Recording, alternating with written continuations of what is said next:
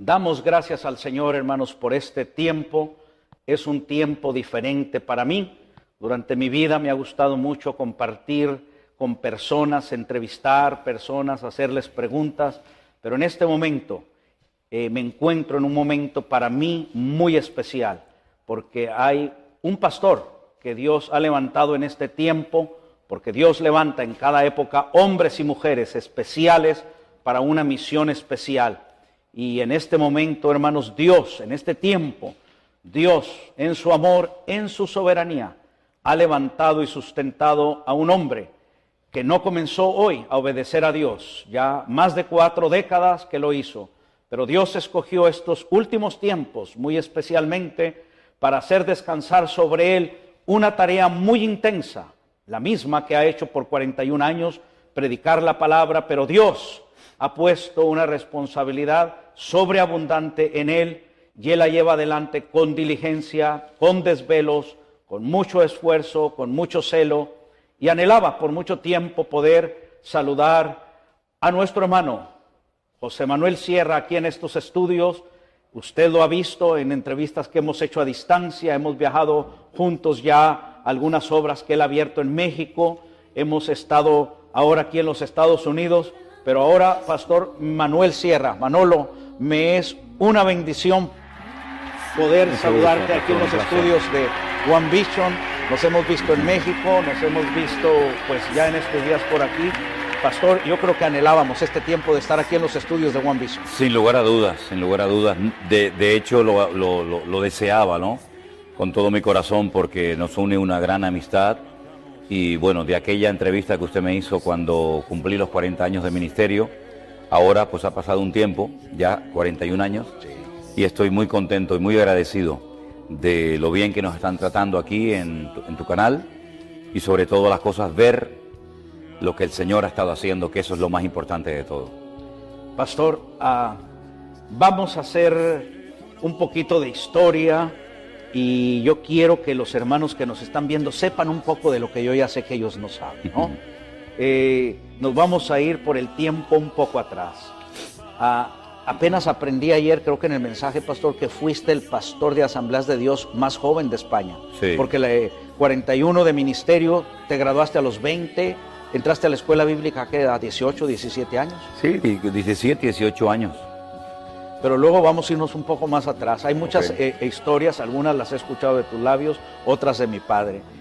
Naciste en Venezuela hace ya 61 años. Sí, ahora en el mes de octubre cumpliremos 61 años. 61 años. Sí. Es que hace 61 años nació el pastor José Manuel Sierra.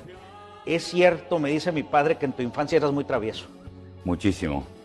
Muy travieso, un manojo de nervios, como decimos en España. Y bueno, esto cada uno Pero es como eras niño es. privilegiado, porque eras hijo de un torero. Y me dice mi padre que tenías juguetes que otros niños no tenían. Bueno, mi padre vino incluso a España a comprarme un traje de torero, ¿no? Y lo llevó a Venezuela y me hizo una película. Y el sueño de mi padre, lógicamente, era que su hijo fuera torero. Pero yo siempre le dije, bueno, no llegué a ser torero, pero ahora toreo al diablo. Le decía siempre de broma, ¿no? Sí, sí, sí. Así es que, no, la verdad es que mi Caray, infancia mira, fue muy bonita. Qué emoción, pastor, mira. Ah, mira, vaya. Bueno, hermanos, agradezco al pastor porque en la Ahí amistad, tenía 10 años. 10 años. ¿En Sí. Venezuela todavía, pastor? No, eso ya es en Las En Palmas Canarias. de Gran Canaria. Ahí está el papá, que también llevaba el mismo nombre que el pastor Sí. José Manuel, Manolo Ese es mi Sierra, padre. torero, nacido en Zaragoza, tierra de gente muy brava, Sí. ¿verdad? No en los toros. Me decía el pastor José Manuel Sierra que ahí en Zaragoza, si alguien dice me tiro por esa pared, se tira porque ya lo dijo. Pero bueno, pastor, también me he enterado que cuando niño trabajabas de monaguillo. Bueno, me obligaban. Toda mi educación fue en Venezuela, en los hermanos maristas, como se le llamaba, y en Canarias estudié en los salesianos. Y cuando te tocaba el turno tenías que sí o sí ser monaguillo en las misas, ¿no? Pero bueno, al final también me terminaron echando porque creé muchos problemas con las hostias y con el vino. Pastor, ¿nunca robaste vino para probarlo? Sí, claro, vino y hostias y muchas cosas, y le complicaba mucho la vida al cura. Cuando sabes que tienes que tocar la campana, no la tocaba, él se enfadaba conmigo, yo la tocaba fuera de tiempo. En fin, era un trasto, como decimos por allá. Voy a pedirle a nuestro director Francisco Pascual que vuelva a poner esa foto donde están padre e hijo, papá Manolo, hijo Manolo, y le voy a hacer una pregunta a nuestro hermano Manolo. Pastor, cuando ves esa fotografía que estamos viendo ahora, tu padre y tú, ¿qué viene a tu corazón cuando recuerdas a tu padre? ¿Cómo lo recuerdas? Mi padre era un gran hombre, con mucho temperamento, mucho carácter, pero era la nobleza personificada. Era un hombre que lo daba todo, aunque se lo tuviera que quitar de la boca, ¿no?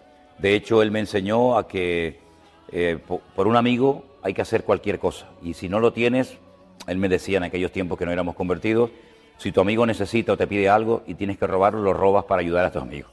Hasta ese extremo llegaba, ¿no? Era un hombre muy generoso, ya te digo, con mucho temperamento, con mucho carácter, pero era muy amigo de sus amigos. Incluso a veces daba más de lo que recibía. Pero bueno, yo lo recuerdo con mucho cariño y hay momentos que lo echo pues mucho de menos. Y tenía tanto carácter y tenía muchos amigos toreros que yo conocí. Oh, sí. Y que toreros de los grandes de la época que Claro. iban de México a vuestra casa, aún en Canarias, ¿no? Como Paco Camino. Tú amistaste mucho con muchos de esos Paco toreros. Camini, Santiago Martín El Viti, Diego Los Puerta, Palomo Linares, en fin, muchos toreros de aquella época que pasaban por aquí, por México, por Venezuela, y paraban en los restaurantes de mi padre, iban a comer con sus cuadrillas a nuestra casa, y yo me crié en ese ambiente taurino, ¿no? Que es un ambiente muy, muy particular. Así fue mi infancia. Pastor Manolo, en lo familiar, tu padre llega de Zaragoza, Venezuela, tu madre de Canarias. Sí. Cuéntanos de eso y luego vamos avanzando. Bueno, ellos fueron emigrantes, ¿no? Mi madre fue muy joven a Venezuela, efectivamente fue... Era otra Venezuela, claro. No, era la Venezuela dorada, era una Venezuela maravillosa, que no tenía nada que envidiarle en aquellos años a los Estados Unidos ni a ningún país. Se vivía muy bien, se ganaba mucho dinero, se vivía muy feliz, muy cómodamente. Y allí mi madre yo creo que llegó muy jovencita, 14, 15, 16 años aproximadamente. Y mi padre había llegado, porque allí se retiró del mundo del toro, aparte buscaba ya una vida mejor, retirarse y tal. Y allí se conocieron en una fiesta. Al poco tiempo se casaron y nací yo, un día 2 de octubre del 61. Y a los 5 años aproximadamente, pues nació mi única hermana, también en Venezuela. Y en el año 71, si no recuerdo mal, decidieron volver para España. Él quería ir a Zaragoza, mi madre quería ir a Las Palmas porque estaban allí mis abuelos. Y al final nos radicamos. Mis abuelos maternos y mis bisabuelos, que también los conocí, con los cuales mantuve largas conversaciones porque estaban perfectamente, a pesar ya de que eran... ¿Quién es quien duró 106 años, pastor? Mi abuelo.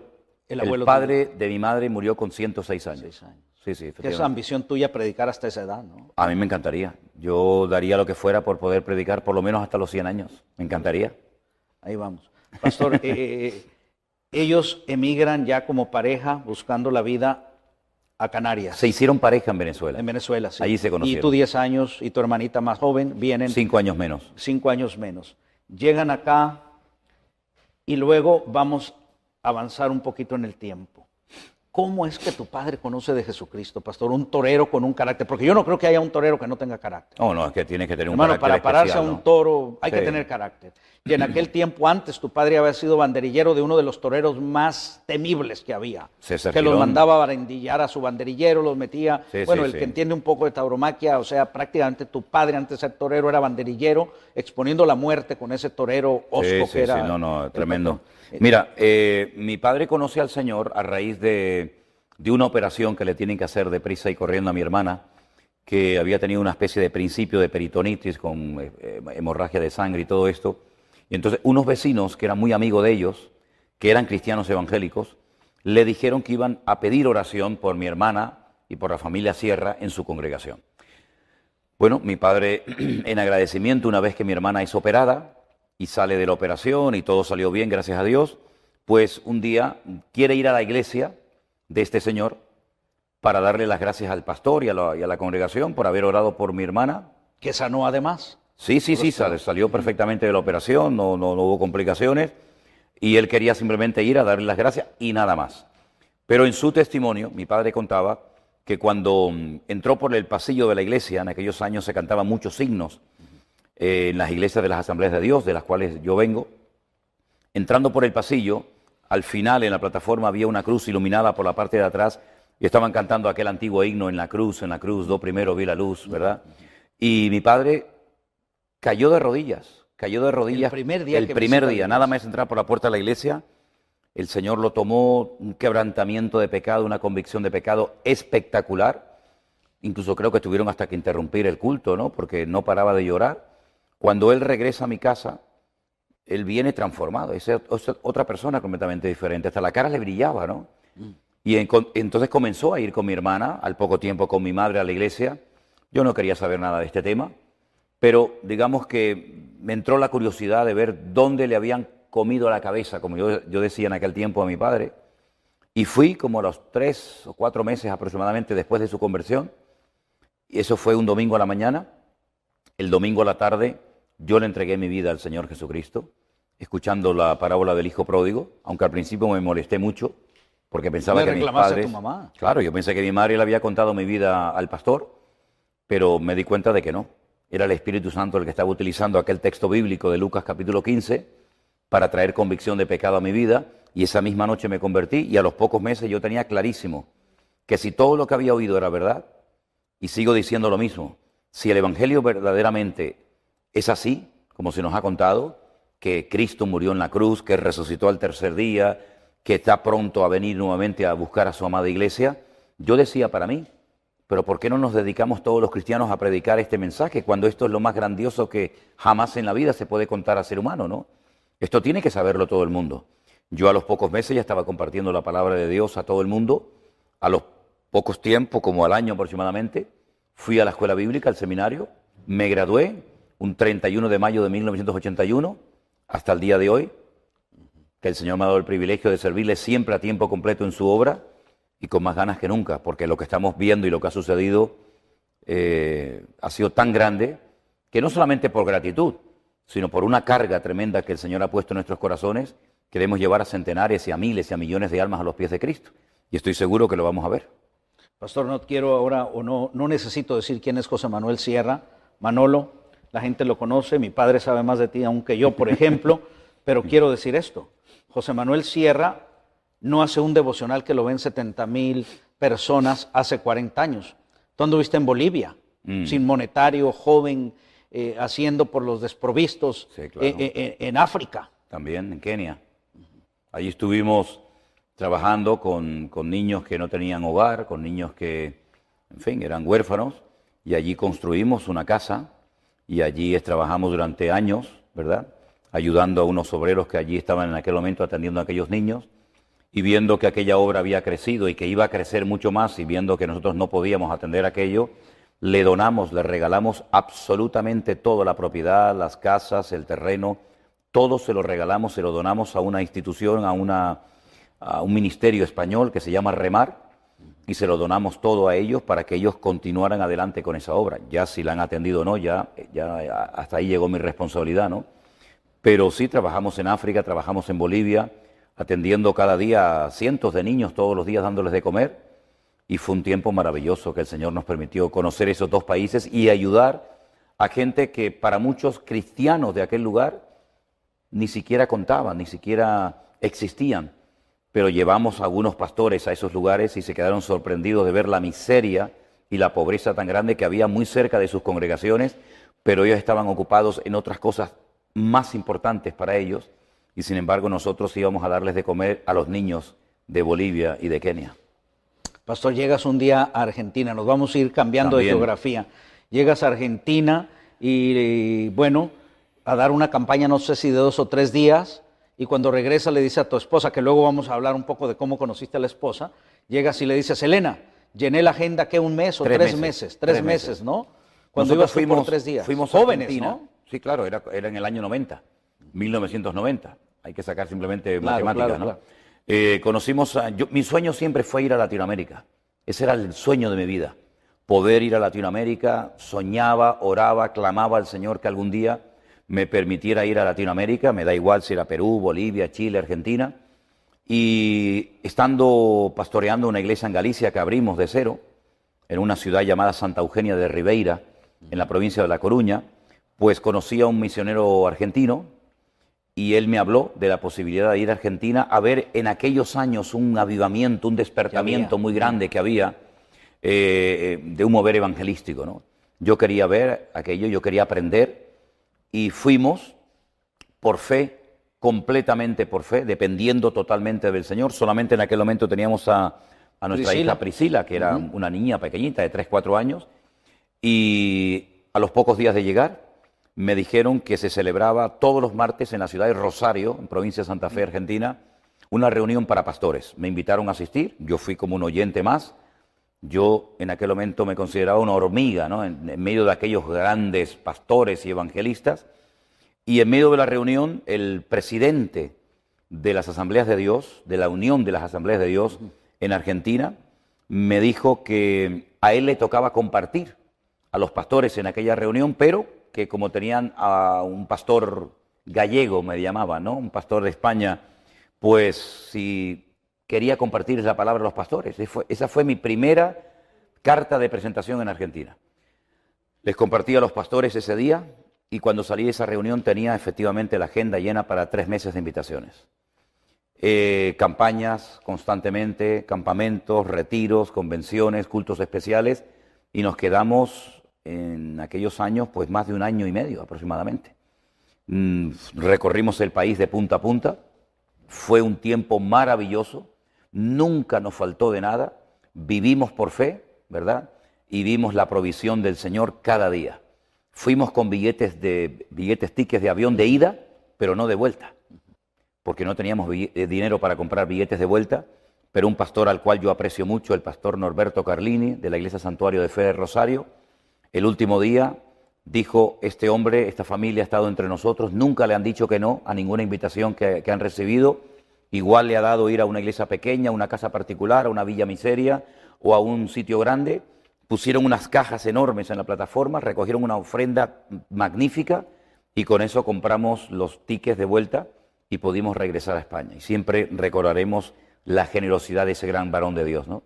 Así es que fue una etapa maravillosa. Yo después volví 3 veces más a Argentina a hacer campañas, reuniones especiales, pero fue una etapa de nuestra vida inolvidable y nos trataron muy, muy bien y la verdad es que recordamos con mucho cariño. ¿En cuál de esos 3 viajes, pastor, traías las primeras lecciones de hebreo que compraste en Argentina? Bueno, eso es muy interesante, no sabía que sabías ese detalle. Yo entré un día a una librería evangélica en la calle San Martín, si no recuerdo mal, la iglesia bautista tenía una librería tremenda y vi curso en hebreo.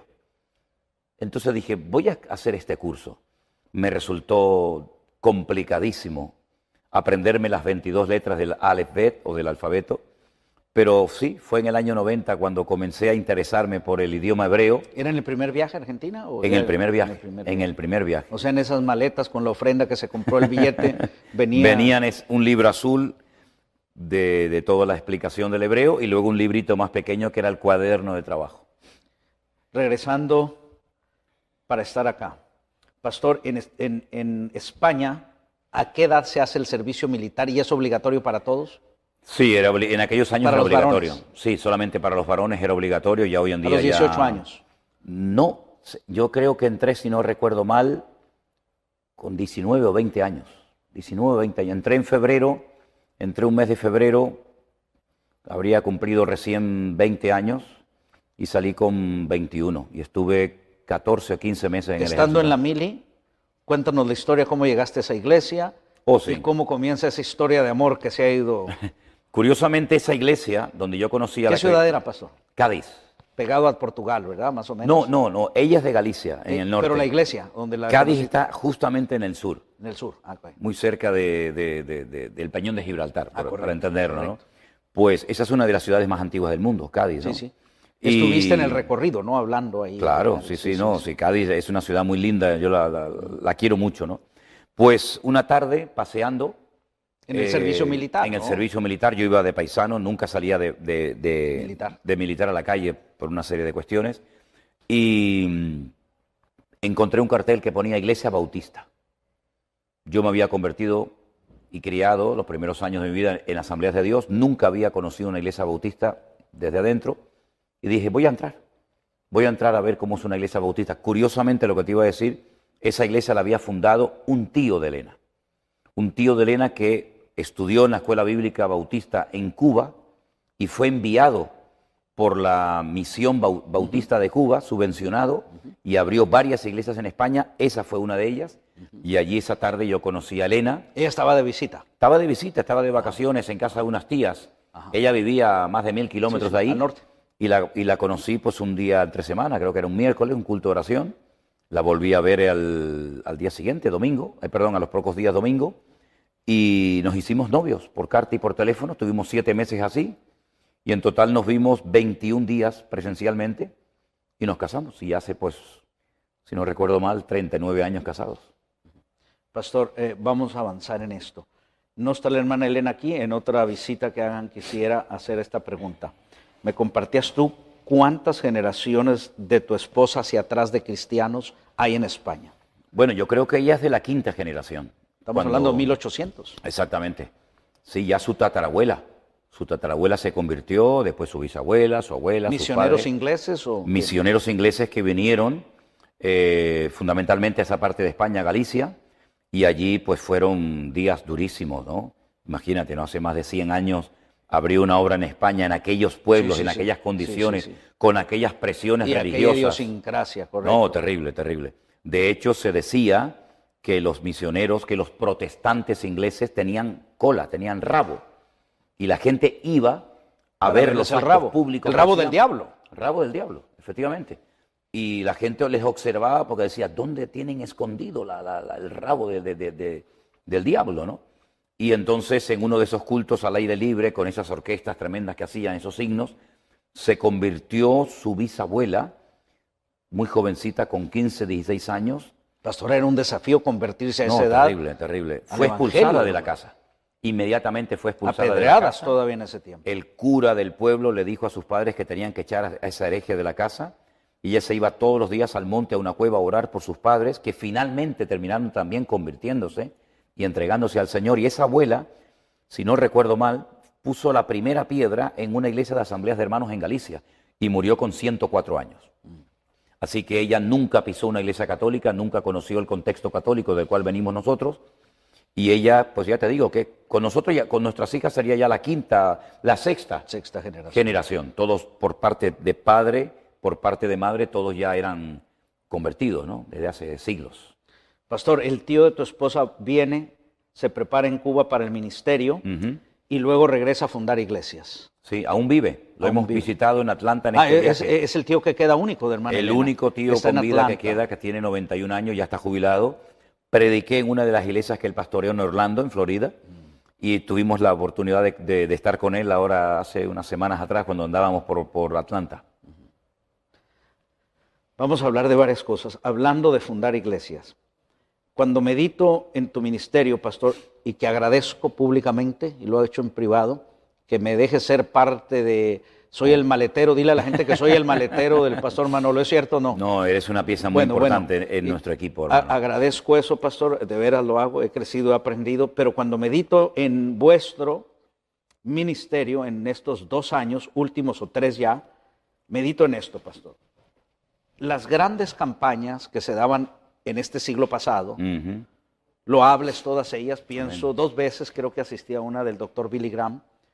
Esta semana pasada, alguien que participaba organizando esas campañas aquí, no de los principales, pero participaba, me dice que con 1 año de antelación comenzaban a preparar todo para que acudieran 70,000 personas a un estadio. Yo estuve en 2 ocasiones, una en San Diego y una aquí, más o menos 50,000, 70,000 personas, toda la estructura para hacer eso. Anoche tuvimos el privilegio de escuchar tu ministerio y tu palabra aquí en lo que es el edificio nuestro, ¿verdad?, de nuestra iglesia, y esta mañana temprano me comienzan a llamar de 2 lugares fuera de los Estados Unidos. Yo no sabía que nuestro hermano Armando sabía que se desvelaba mucho, que ayer que se fueron de aquí a las 12 de la noche y lo había todavía subido a YouTube. Para cuando yo entré 8 de la mañana había 14,000 visitas. Ahorita debe haber 50, 60,000. Pensar esto, pastor. Danos la historia de todo esto, de la lucha, el esfuerzo, y humano como eres, sorprendido por Dios. Todos los días hay un estadio lleno, yo así lo imagino, Cuando veo los devocionales, los escucho, veo 70,000 gentes, veo los estadios de béisbol saturados y digo, wow, 70,000 personas es todo un estadio que diariamente te están viendo. Muchas de las cosas que vemos las haces desde tu pequeña oficina y has sido muy honesto. Dice, ¿no saben que a veces traigo chancletas cuando hago los devocionales? Sí, sí. Es cierto. Pastor, háblanos de ese proceso. Ya hablamos de Bolivia, cuando eras un perfecto desconocido, pero conocido para Dios, porque para Dios siempre has sido conocido, Claro. igual que hasta ahora, desde el día que te entregaste a Cristo. Ha sido un fenómeno para ti, para toda tu familia, nuestro hermano Armando que está aquí, Anderson, todo tu equipo. Pastor, háblanos de los últimos 3 años, un año antes de la pandemia y todo eso hasta aquí. ¿Cómo está en tu corazón? ¿Qué ha habido? ¿Qué alcances? ¿Qué es lo que Dios está haciendo? Porque eres humano, es una carga muy grande. Bueno, vamos a ver. Yo a todo esto lo llamo el factor sorpresa. El factor sorpresa se ve en muchas partes de la historia bíblica. Por poner un ejemplo, ¿no?, que todos conocemos, la Biblia nos enseña que de repente, llega el día de Pentecostés, hay un pequeño grupo de unas 120 personas aproximadamente orando, esperando algo que el Señor les dijo que iba a suceder, no sabían cuándo ni cómo. En el aposento alto dice que de repente vino un viento recio, el cual soplaba y llenó toda la casa, y se aparecieron lenguas repartidas como de fuego, las cuales se posaron sobre cada uno de los que estaban allí, y de repente comenzaron a hablar en otras lenguas según el Espíritu les daba que hablase. Bien, eso fue de repente. Hay tantas cosas de repente que han sucedido en la Biblia que minutos atrás... Pero nunca pensaste que una te sucedería a ti, pastor, No, jamás, como esas. no, jamás. Nosotros llevábamos una vida muy normal, muy tranquila, ¿no?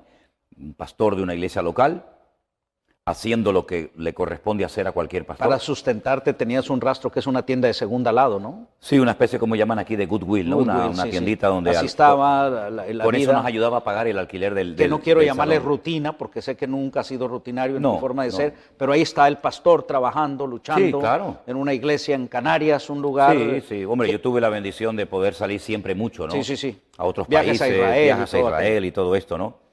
Y nosotros veníamos desarrollando nuestra rutina, en el buen sentido de la palabra, pues cada día con gozo, gozándonos absolutamente en todo lo que hacíamos. Nunca hemos trabajado más o menos por el hecho de la respuesta de la gente. Hemos atendido grupos muy pequeños, grupos más grandes, y siempre gozándonos en toda circunstancia, en la economía, en la gente, en todo lo que hacíamos, ¿no? Bueno, llega el confinamiento, ¿sí? Millones de cristianos se encuentran de la noche a la mañana encerrados en sus hogares y nosotros venimos desarrollando nuestra labor de todos los días. ¿Qué es lo que ocurre? Yo me doy cuenta de que teníamos que hacer algo inmediatamente. Al día siguiente, después de haber orado la noche anterior, el Señor pone en mi corazón que tengo que hacer un grupo de WhatsApp para atender a los hermanos de nuestra congregación. Desde las 11 de la mañana hasta la 1:30 del mediodía, todos los días, teníamos competiciones bíblicas, ¿verdad? Devocionales, tiempos de oración, obras de teatro, en fin. Era un tiempo extraordinario donde yo atendía a los hermanos de la iglesia. Mientras tanto, comenzamos a recibir centenares de correos y de llamadas de todas partes del mundo. Desde Alaska hasta el extremo sur de Argentina, pasando por Japón, Llegando por a Los Hawái, Ángeles con el pastor Arenas. todas partes, nos llamaban de todas partes. Bueno, con preguntas, entonces yo hacía un devocional por WhatsApp para los hermanos de la iglesia.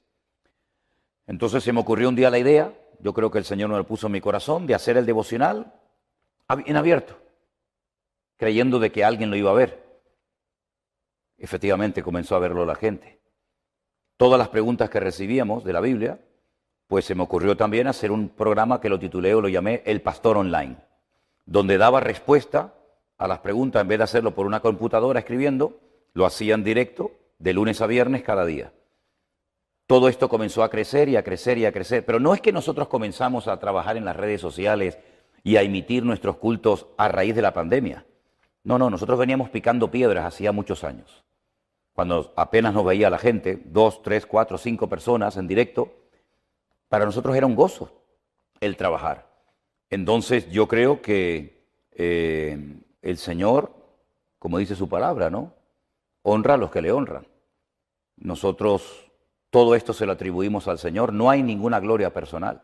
Yo no estoy haciendo nada especial, yo llevo 40 años haciendo lo mismo, predicando la palabra, haciendo campañas evangelísticas, predicando en radios, a veces en alguna emisora que me invitaban de televisión, como esta.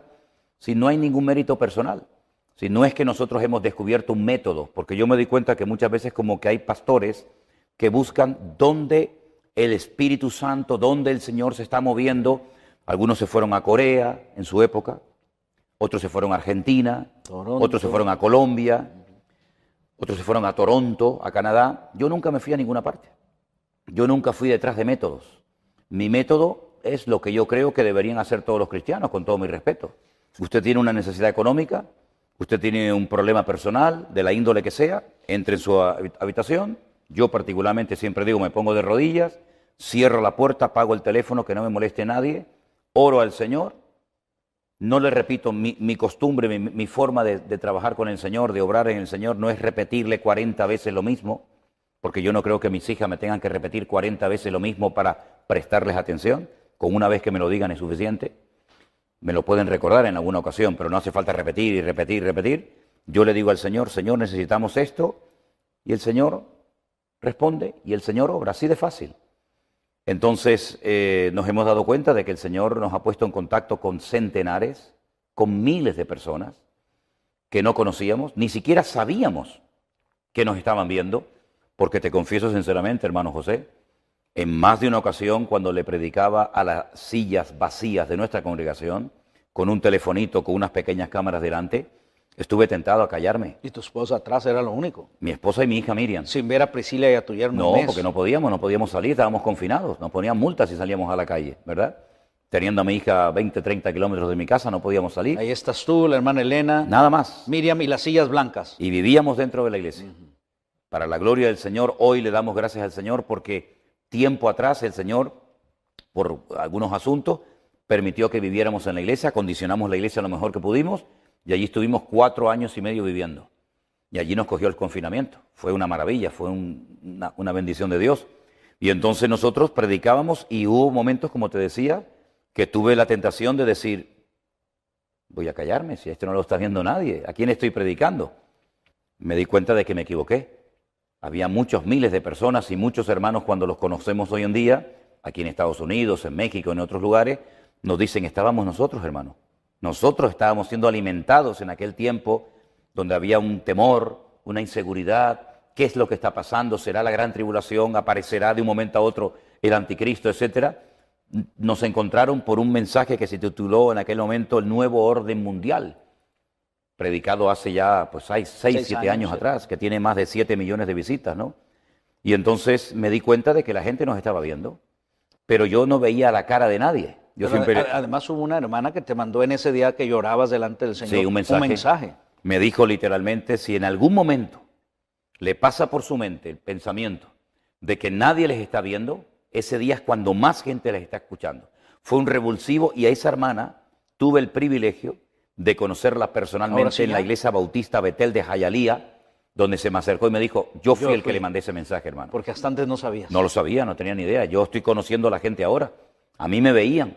Yo estoy viendo a la gente ahora, familias, niños, jóvenes, hermanos, gente que viene de un trasfondo católico muy conservador o muy liberal, y el Señor nos está sorprendiendo cada día. En cada reunión hay sorpresas. Ayer, como usted sabe perfectamente, pastor, tuvimos una hermana que vino de Australia. 12 horas, mayor de 75 años. Un poco delicada de salud, de Sydney, vino específicamente para estar en el culto de ayer. Cierto. Viene gente conduciendo 18, 20 horas de diferentes estados de los Estados Unidos, gente de México, de El Salvador, de Honduras, de Guatemala. Si esto no es el principio de un avivamiento y de una renovación espiritual, entonces, ¿qué es esto? Esto no lo ha producido una denominación. Nosotros no levantamos en alto la bandera de ninguna denominación, de ninguna persona en particular. Esta es la obra genuina del Espíritu Santo del Señor. No es una competencia, una guerra contra las iglesias. De hecho, no aceptamos a nadie que sea miembro de una iglesia. El concepto iglesia virtual para algunos es una locura, pero es una realidad. Hay centenares y miles de personas que han conocido al Señor, que se han reconciliado con el Señor. En algunos casos, como en México nos sucedió con una hermana que se nos acercó y nos dijo que hacía 30 años que había dejado de congregarse. Y lo que estamos viendo en estos últimos 2 años, prácticamente a diario, no lo habíamos visto en 40 años de ministerio. Porque el Señor viene pronto y el Señor nos está sorprendiendo y nos está mostrando que Él es fiel y que Él tiene ganas.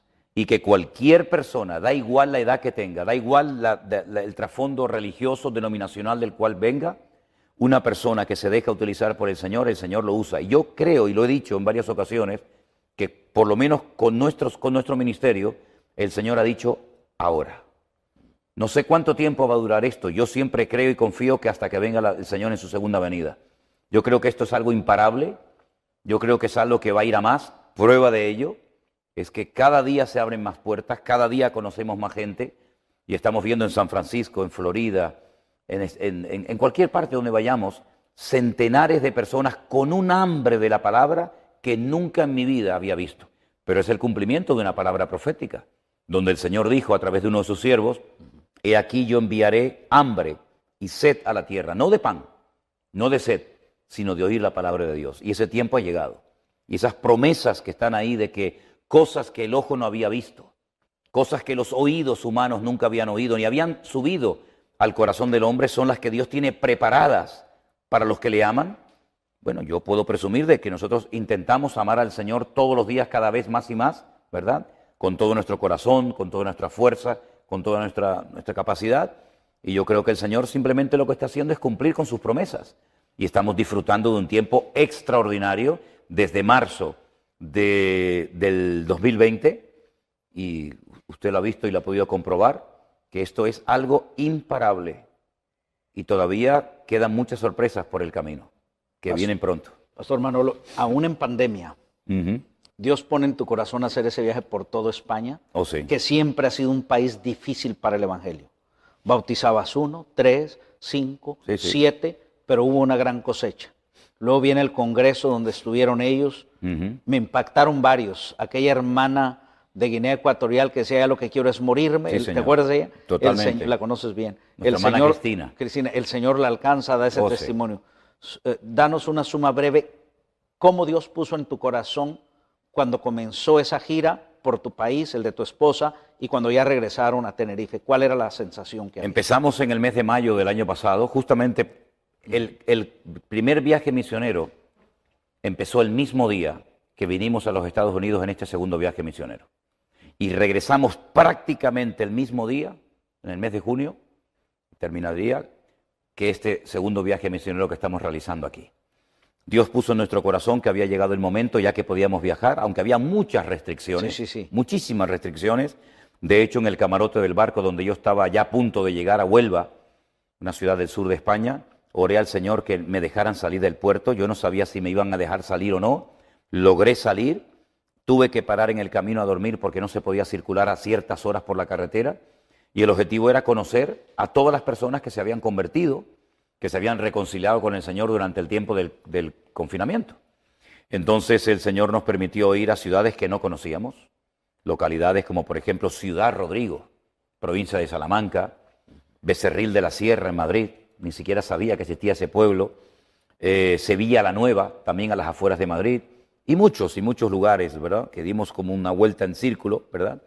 Con nuestra autocaravana, durmiendo en donde nos pillara, contentísimos, disfrutando una barbaridad, bautizando a 1, a 4, a 5, a 10, da igual, y disfrutando muchísimo de ver que en España miles de personas habían estado escuchando los devocionales y han surgido grupos por diferentes lugares.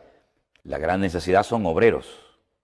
Necesitamos urgentemente obreros cualificados, obreros que capten la visión de lo que es la iglesia virtual, que es mucho más que pararse delante de una pantalla de televisión o una computadora a ver un culto. Eso no es la iglesia virtual. La iglesia virtual tiene escuelas dominicales, tiene reuniones de jóvenes, reuniones de niños, reuniones de matrimonios, reuniones de oración. Es una actividad constante y permanente. Hay grupos de Zoom, grupos de WhatsApp, donde estamos constantemente orando los unos por los otros.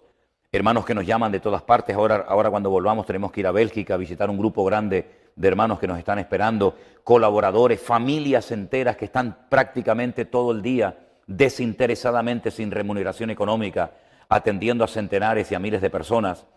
Es una auténtica revolución. Es la palabra que un hermano de nuestra iglesia en Tenerife, un hermano de Bolivia, nos dijo: hermano, esto es una revolución espiritual, no producida por el hombre. Yo te dije que cuando fueras a México armarías la revolución, ¿lo recuerdas? ¿Es cierto? Sí, me acuerdo perfectamente. Pastor, vi y dije, qué desperdicio. Era en Algeciras donde estabas en aquella plaza de toros abandonada. Oh, sí. Era Algeciras. Sí, sí. Y cuando hiciste el devocional, estoy en una plaza abandonada. Y yo dije, qué desperdicio. La plaza abandonada. Sí, sí recuerdas que oraste porque te llegó un mensaje de una esposa que su esposo estaba desahuciado a punto de morir en Seattle, Washington. Sí, señor. Cuéntanos qué pasó 2 meses o 3 después, cuando llegamos a México y él estaba ahí. Como puedes imaginarte, recibimos centenares de peticiones de oración todas las semanas y nos llegó un pedido urgente de un hermano, de una persona, no sé si en ese momento era convertido o no, estaba en un hospital grave debido al tema este del COVID, ¿no? Estaba muy grave, a punto de morir, comenzamos a orar, mandamos su petición por diferentes medios, se oró mucho por él y bueno, todo quedó así, ¿verdad? Meses más tarde, cuando hacemos nuestro primer viaje a México, se me acerca un matrimonio, creo que tú me lo presentaste, si no recuerdo mal, y me dice, hermano, este es el hombre que estaba a punto de morir. Llevaba las fotos, ¿te acuerdas, pastor? Llevaba las fotos, sí. Y nos enseñó la cicatriz. Cierto, cierto. Todo. Todavía hablaba con leve, ¿no? Claro. Y tuve la oportunidad de conocer personalmente a ese hermano. Y fue desde Seattle acá solamente a darle gracias al Señor. Es cierto, es verdad. Desde Seattle era, ¿no? Seattle, Washington, acá arriba. Increíble. Sí. Pues sí. Bueno, testimonios como ese a montones. Entonces, viene España, pastor, viene Italia, viene Bélgica. La agenda está más que saturada. Sí. Que en base a la palabra del Señor, Él dice en su palabra que en los últimos tiempos habría hambre. Pero también dice que donde abunda el pecado, sobreabundará la gracia. Claro. Dios te ha escogido para ese trabajo. Pastor, humanamente, para ti, para tu familia, aunque sirven al Señor, ¿cómo ha impactado esto? Por ejemplo, ahora, lo digo en lo familiar, porque eres padre, esposo, vas a ser abuelo. En unas semanas, días, podemos decir. Tienes 6 semanas que ahora más que nunca Priscila, tu yerno y tú, tu esposa, Miriam, quisieran estar allí. Familiarmente, no solo a tu persona, a tu ministerio, a tu iglesia, cómo este impacto, ¿no?, en las relaciones ha afectado para bien, pero humanamente. Nos cambió la vida totalmente. De llevar una vida, entre comillas, normal, controlando prácticamente todo, a una vida donde cada día despiertas en un sitio diferente, conociendo a centenares de personas nuevas que nunca en tu vida habías visto. Pues salimos, si no recuerdo mal, el día 6, 7 o 9 de mayo, y no regresaremos hasta mediados, casi finales del mes de junio, y constantemente yendo de un lugar para otro. Nos cambió la vida, pero contentísimos, muy contentos, sabiendo que el Señor nos tiene para esta hora, muy orgullosos de lo que el Señor nos está permitiendo hacer para Él, pero al mismo tiempo sorprendidos y dependiendo totalmente del Señor, porque esto no es por ningún mérito personal. Yo no tengo ningún método, jamás voy a escribir un método diciendo he descubierto la varita mágica del ministerio y si usted hace punto A, punto B y punto C, usted va a tener un éxito tremendo en el ministerio. Yo no tengo la clave de nada. Esto es un trabajo diario, es constancia, es perseverancia, es dependencia del Señor. Yo no me he enriquecido económicamente hablando a raíz de todo esto. Nuestra vida es prácticamente igual. No nos hemos llenado pero sí tienes ya una residencia de 1 millón de euros pagada, ¿no? Donde vives, ¿no? ¿O sí? ¿Dónde? Me dijeron. ¿Una residencia? De 1 millón de euros pagada. No tengo nada. ¿O pagas alquiler? No, yo he vivido toda mi vida de alquiler. Es con doble sentido. No, por eso le digo, no sé quién le dijo Nada, eso. no estoy para que sacaras la verdad. No. Eso me llamó la atención, pastor. 40 años de matrimonio, 39. Sí. Y un día, en uno de los devocionales, un día decías, siempre de alquiler, y tu esposa, ya que hemos dialogado, dice, no, si de pronto tenemos muebles y luego nos vamos a otra parte y ya no tenemos, ¿no? Nosotros ni como ministerio, nuestro ministerio no tiene propiedades. La iglesia que yo pastoreo, la iglesia presencial en Tenerife, es un local alquilado. La iglesia en Fuerteventura que tenemos, la iglesia en el Puerto de la Cruz, nosotros no tenemos propiedades. No estoy en contra de que se tengan propiedades, pero es que nosotros no hemos podido nunca comprar nada. La obra en España es muy difícil, ha sido una obra muy dura y nunca nos hemos planteado ni siquiera comprarnos una propiedad nosotros, ¿no? Y ya a estas alturas de mi vida, pues mucho menos todavía, ¿no? Pero muy contentos, hermano, muy contentos porque yo sé a lo que Dios me llamó y a lo que Dios no me llamó. Y cuando hablábamos hace muchos años de, bueno, si compramos algún día alguna casa, algún departamento, ¿dónde lo vamos a comprar? Si hoy estamos aquí, mañana estamos allá, hemos estado viajando durante años, ¿verdad? Como ahora estamos volviendo a hacer. El Señor nos está llevando otra vez al inicio de nuestro ministerio, donde no parábamos. Es increíble, ¿no? Por lo tanto, muy contentos. Vivimos en un departamento en la ciudad de Santa Cruz de Tenerife, de alquiler, y muy contentos y gloria a Dios. Pastor, esa pregunta tiene sentido para fundamentar esto y avanzar en el tiempo. Una última pregunta es esta. Sin duda, en mi experiencia y en el área en la que yo vivo, una de las cosas que más ha afectado a la iglesia es el abuso que se ha tenido desde los púlpitos o quienes gobiernan la feligresía con relación a las finanzas. Hablo en el contexto mío, en otros lugares será la doctrina torcida, será cierta influencia, pero en este entorno en el cual yo vivo, por 35 años he visto mucha gente manipulada en un tiempo, pero gente que yo amo mucho, después los veo heridos cuando viene la palabra del Señor. ¿Cómo es que esto ha afectado al pueblo de Dios? Ahora, si cabe la pregunta, ¿por qué se hace desde los púlpitos? Se ha hecho desde los principios de la Biblia, ¿no? ¿Cuáles son, Pastor Manolo, en tu opinión, las cosas que más afectan a la iglesia desde adentro de la iglesia? Bueno, la Biblia dice que la raíz de todos los males es el amor al dinero.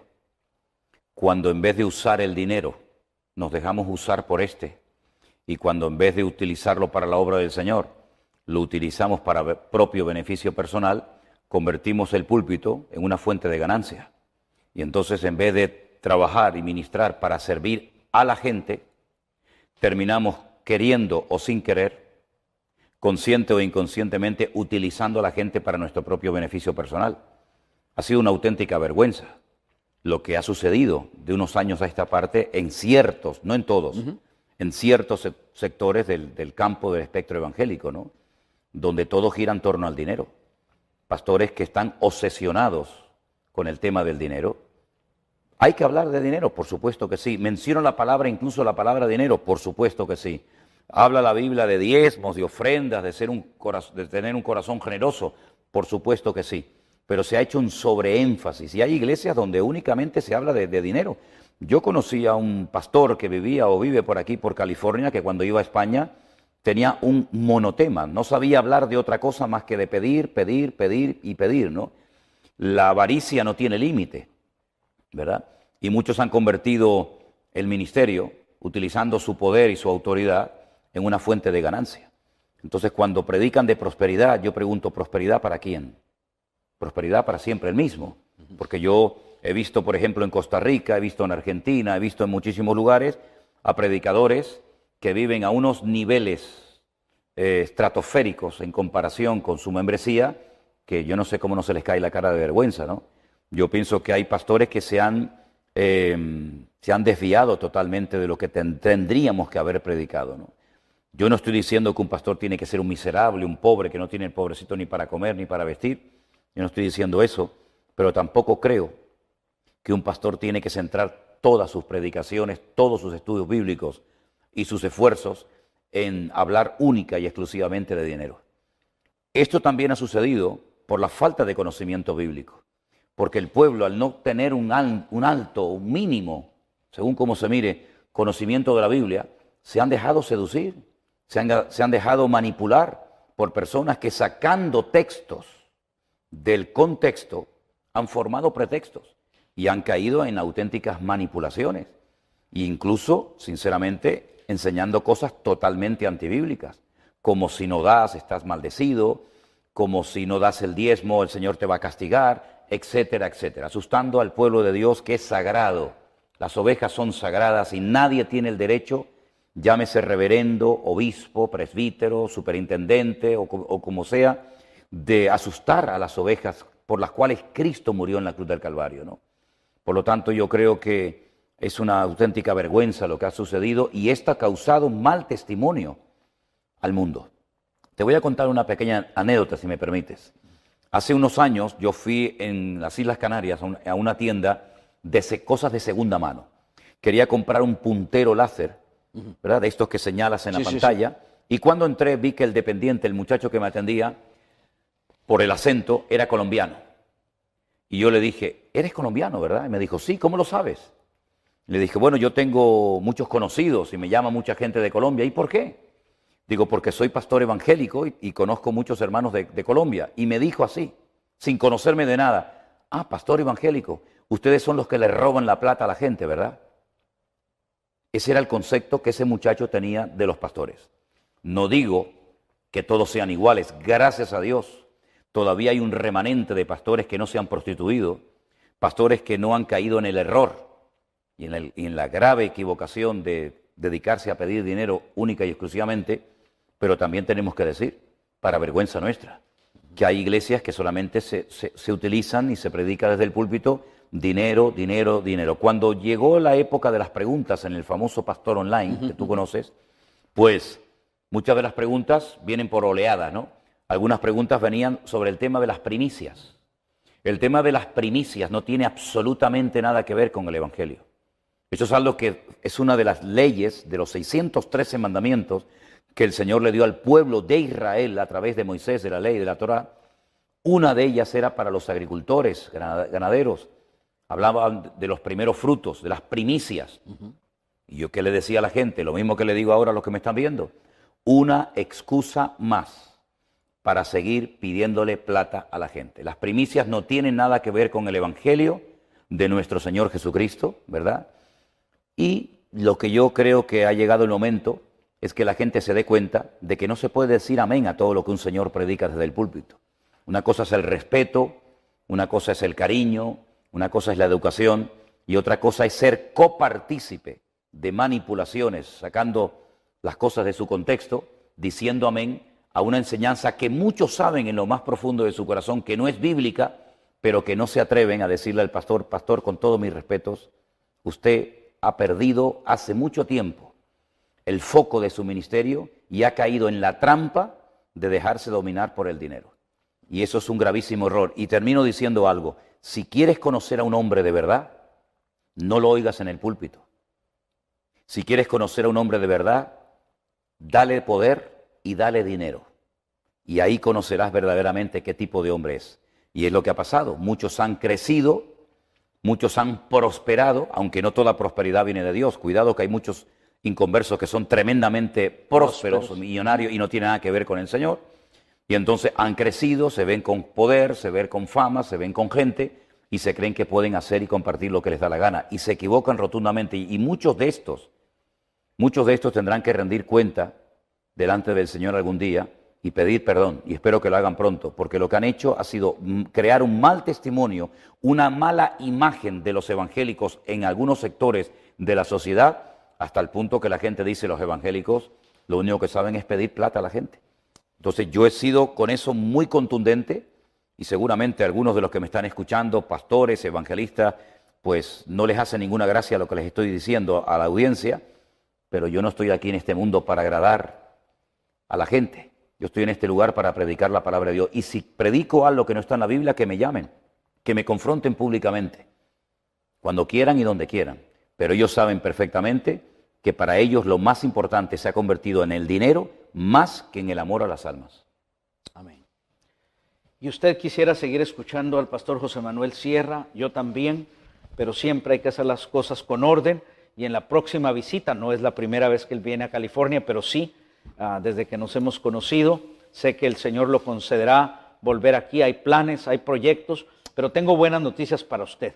Si usted quiere seguir escuchando de él, pues lo podemos ver en el devocional, en el Pastor Online, en las predicaciones. Y si usted es de los que todavía valoran mucho el papel y el olor a tinta como yo, pues le voy a recomendar algo. Mire, yo tengo aquí en mis manos el único libro que hasta ahora tengo unos, no sé, 10, 12 mil libros. Este es el único libro que yo he comenzado a leer y no me levanté hasta que lo leí de principio a fin. ¿Te acuerdas que te dije, pastor? Sí. No sé si comencé 6 de la tarde, sé que terminé a las 3 de la mañana. Hermanos, un día me dijo una persona, bueno, pastor Arenas, ¿y cuál es lo tuyo, lo fuerte? Porque me preguntó del Apocalipsis y dije, mira, hermano, para mí eso me asusta, que no me asusta, ¿no? Pero sinceramente le dije, para hablar de ese tema, gente que haya investigado, gente que haya entrado, y yo muy poco puedo explicarte el Apocalipsis. Es más, le dije, ni siquiera lo disfruto. Pero cuando yo leí este libro, lo puedo decir de verdad, hermanos, lo disfruté. Comprendí muchas cosas y yo se lo recomiendo a usted. Es Escatología Bíblica por el pastor José Manuel Sierra. Y también me sucedió que cuando leí este libro, Pastor Manolo, te dije que había un pastor que dijo que te seguía todos los días, pero que ya no te iba a seguir. ¿Sabes por qué? Porque dijo, a nosotros nos han enseñado que la iglesia no va a pasar por la gran tribulación. Sí, claro. Y dijo, y el pastor Manolo es medio tribulacionista.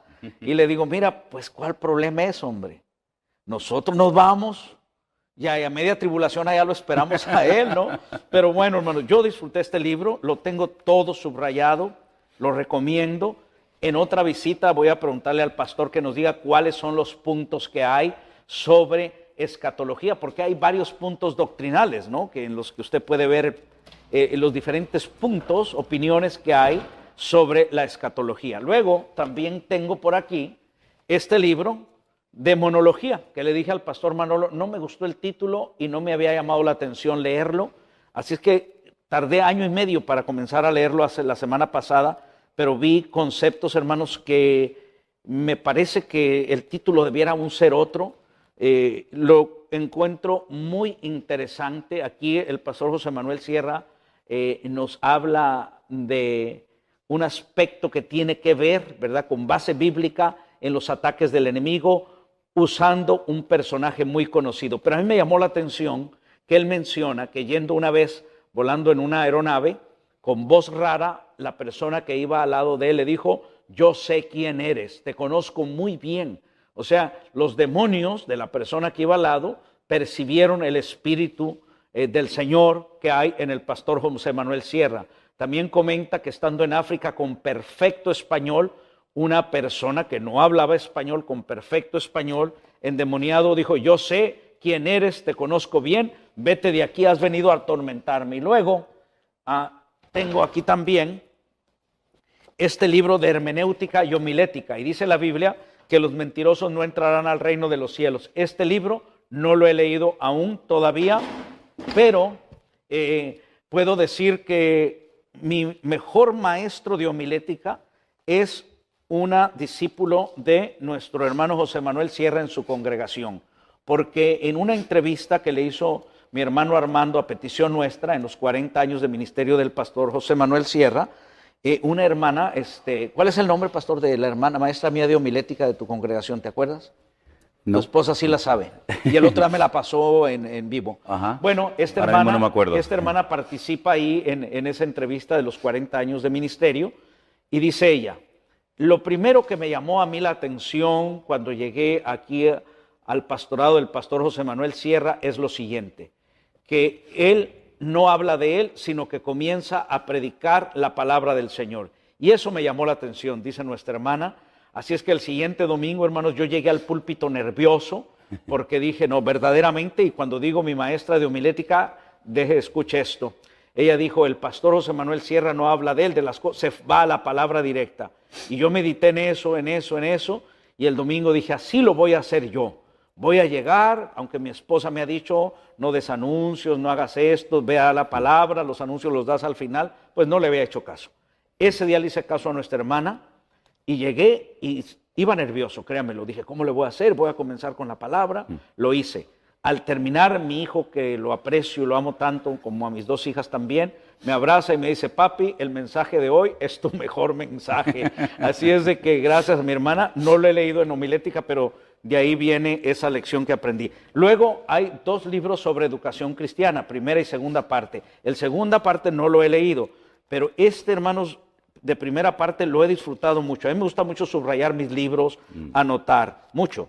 Y entonces, hermanos, aquí hay algo que yo regreso a él seguido. Miren, a mí me gustó mucho algo y ya le pedí permiso al pastor José Manuel Sierra cuando me invite a predicar en Colombia o en alguna de sus iglesias. Nuestra relación con Dios, ahí es un tema completito, pero luego me llamó la atención, nuestra relación con el prójimo, esto es con los demás. No tenemos problemas entre nuestra familia, no tenemos problemas con nuestros semejantes, pero luego nuestra relación con nosotros mismos. Yo he dicho, aun cuando el Señor ya nos perdonó cosas, ¿cuántas veces nosotros no nos hemos perdonado a nosotros mismos? Pastor, yo quisiera que en los minutos que consideres con prudencia, porque esto no lo escribiste en la pandemia, es toda una historia de 40 años. En estos libros, ¿Por qué los escribiste y qué es lo que podemos aprender si los tenemos? Bueno, cada libro es diferente, ¿verdad? Yo tenía muchas ganas hace muchos años, no había tenido la oportunidad de tener una buena editora que me ayudara en todo esto. Gracias al Señor la hemos conseguido. Escribir un libro sobre escatología, es decir, sobre todo el tema de los acontecimientos finales.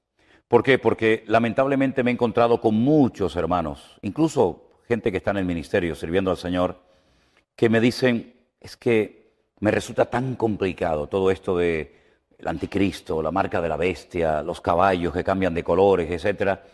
Y yo dije, pero ¿por qué un libro tan hermoso, tan espectacular y tan necesario como es el Apocalipsis, también por supuesto las profecías de Daniel, Ezequiel, ¿por qué le resulta tan complicado a la gente entender esto? Entonces, con un lenguaje sencillo, intento explicar muchas cosas que para muchísimos cristianos durante años han sido como prácticamente imposibles de poder entenderla. Ese es el objetivo de este libro de escatología, que cualquier creyente, aunque lleve poco tiempo en el Señor, pueda disfrutar de la lectura y del estudio del libro del Apocalipsis.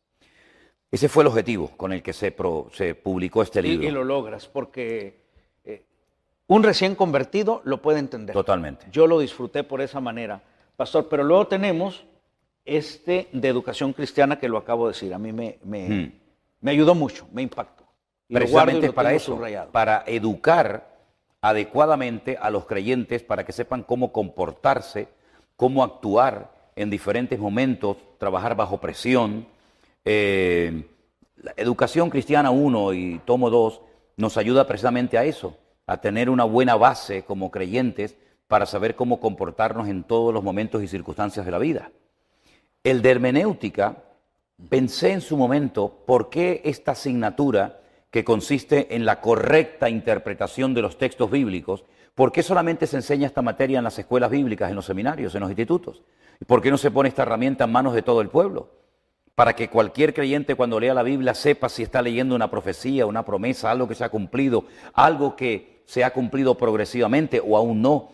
Entonces la hermenéutica ayuda a cualquier creyente a disfrutar del estudio de la palabra, que es mucho más que leerla superficialmente, ¿no? Y la homilética, porque realmente son dos libros en uno, es cómo explico, cómo expongo en una reunión de jóvenes, de damas, en un culto público, el conocimiento adquirido. Porque ¿de qué sirve saber mucho si luego no soy capaz de explicarlo? En eso consiste ese libro. El de demonología... Te digo algo, pastor. Como se trataba de demonio, lo tenía medio lejos de mí, ¿eh? Te lo compartí esta mañana. No me atraía de veras. Claro. Por el tema. Por el título. Bueno, pero dije, lo voy a comenzar a leer y mira dónde voy ya. Lo he disfrutado casi como novela, lo he disfrutado como experiencia. Me tocaron mucho algo que aprendí hace mucho tiempo. El espíritu no se ve, se huele. Y aquí 2 demonios cuando ibas en un avión y cuando estabas en África te olfatearon. Pero dinos en qué consiste este libro porque mira, lo resultó para mí mucho más interesante de lo que pensé. Totalmente. Tal vez el título no haya sido el correcto, en eso te doy la razón. Pero es un estudio sobre el mundo espiritual, que es tan real como el mundo natural en el cual vivimos, ¿no? Es un estudio que está basado en un personaje terrible que es Amalek. Amalek es el enemigo que luchó contra el trono de Dios. Tuvo que poner a Moisés a orar porque era incapaz de vencerlo el pueblo de Israel en el campo de batalla. Él tiene que subir a lo alto de la montaña, levantar sus manos. Mientras lo hacía, prevalecía el pueblo de Dios. Cuando se cansaba y bajaba las manos, prevalecía el enemigo. Entonces, la ayuda al siervo de Dios que pelea en el campo de batalla espiritual, mientras los soldados están en el campo de batalla, la estrategia de Amalek consistía en no venir de frente, sino atacar por atrás, por la retaguardia, al punto más débil, al anciano, al cansado, al niño, a la mujer que iba cansada, ¿verdad? Entonces, una estrategia que Satanás ha utilizado a lo largo de